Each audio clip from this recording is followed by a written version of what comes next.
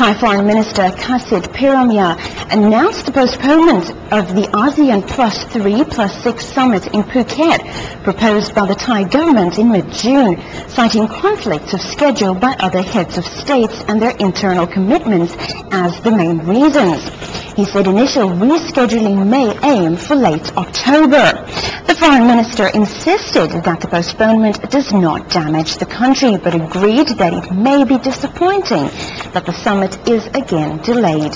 He expects that the next schedule may be in late October, as Thailand is due to host the 15th ASEAN summit then, and the two summits may be held at the same time. He said Thailand will consult with ASEAN and other 6 foreign ministers in late July.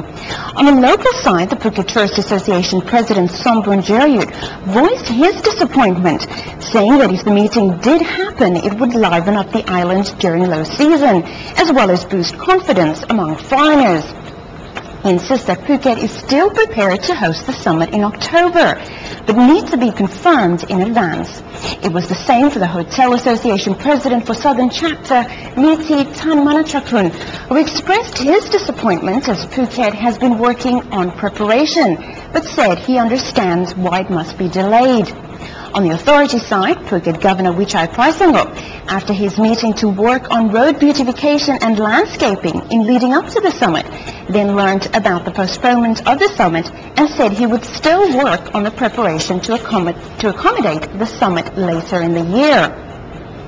Just before the announcement of the postponement, Andaman News team visited the Karon area where the Hilton Arcadia Resort and Spa, the meeting venue, is located, and saw that shops and stalls alongside roads were excited about the summit. They said they would be good hosts by decorating their shop fronts to welcome and impress visitors. Meanwhile, organizers of the Phuket Film Festival 2009 cancelled their June the 4th to 11th event due to the planned heightened security on the island just before the ASEAN postponement announcement. Scott Rosenberg, festival organizer, confirmed to Andaman News that the festival remains cancelled. They apologized to the people of Phuket, sponsors and vendors, and of course all the filmmakers that would have joined them. He said if they had the opportunity to host the event in the future, they would gladly do it.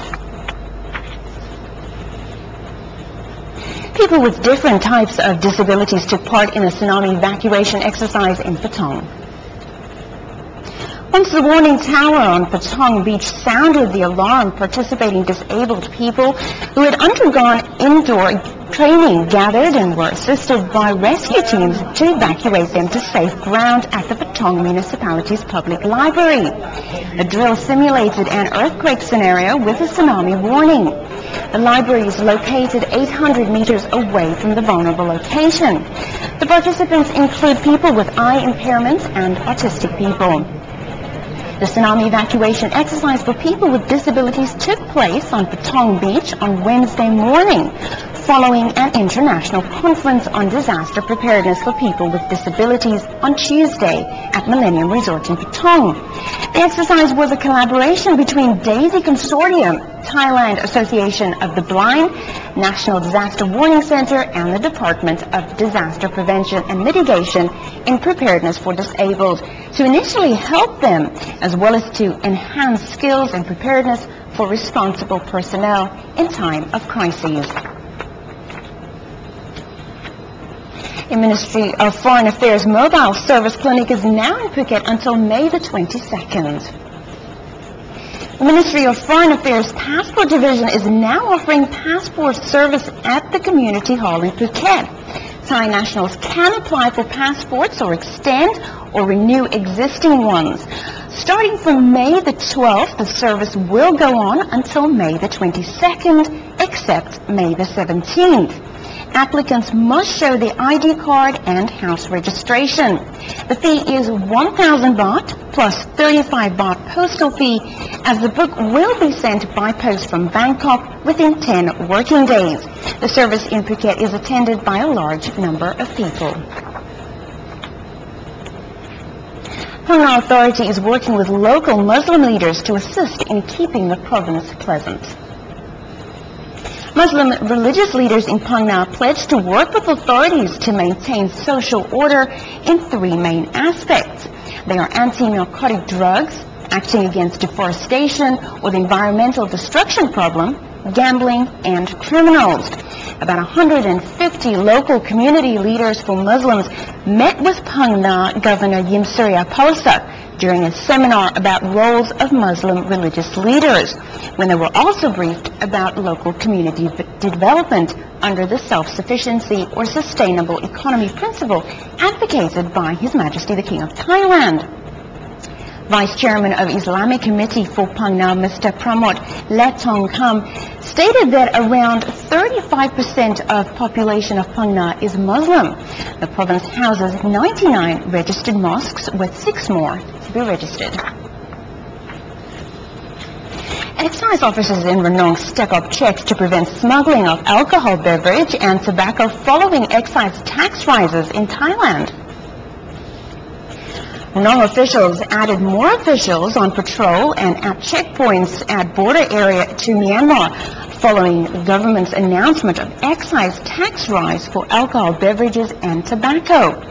This is in prevention of smuggling activities for foreign goods into the country.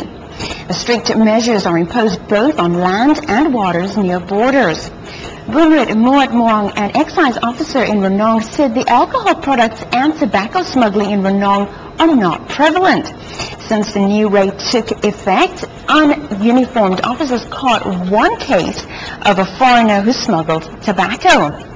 The Thai government announced the rise on excise tax for alcoholic beverages and cigarettes on the 11th of May to boost the country's financial system and finance its public investments in the future. Health officials in Krabi warn members of the public of Chikungunya virus while Ranong keeps watch for dengue fever. At least 40 people have been suffering from Chikungunya virus and were admitted at Alak Hospital in Krabi, according to information released by the Krabi Provincial Deputy Chief Dr. Bancha Kakong. Most of them are reported to be from Khao Chor area in Alak and the border of Plai Praya district. Health officials are dispatched to take control of the disease and prevent it from spreading. The location is sprayed to destroy mosquitoes, Aedes aegypti, which are carriers of the virus. The common symptoms are immediate high fever with rashes and acute fever, joint pain, headaches, and insomnia. Meanwhile, in Ranong, the Chief Medical Officer, Dr. Tong Chai Kirati Hatayakon, disclosed that dengue fever cases are rising. Some cases are found in Muang and Kapur districts. The health officials seek public cooperation in abolishing sources for mosquitoes to lay eggs. They also focus on households and schools. A giant egg was found in Takopa of Phang-Nga. Residents at Pakarang Cave in Takopa gathered and were amazed by a giant egg spotted by a local fisherman. The egg is 47 centimeters long and 41 centimeters wide and is 900 grams in weight. It was spotted by a local fisherman, Maitri Yaifai. The man saw the egg while he was going out fishing near a stream where seawater meets fresh water, 1 kilometer from the ocean. It is near the Sarajan Hotel. Maitri admitted that he went deeper into the bush this time and spotted the huge egg there. He was astonished and ran back to inform his wife and neighbor. The giant egg is now kept at his home. Some say it may be a crocodile egg, but they cannot confirm it just yet. Court officials donated blood in tribute to His Majesty the King's 81st birthday, while ARH-negative blood donors are being sought for a 9-year-old leukemia patient. Chief Judge of Labour Court Region 8, Kokiat Suponpong, led judges and court officials to donate blood to be held in reserve at Wachira Hospital in Phuket. Local government representatives and members of the public also joined in. This is in tribute to His Majesty the King for his 81st birthday anniversary.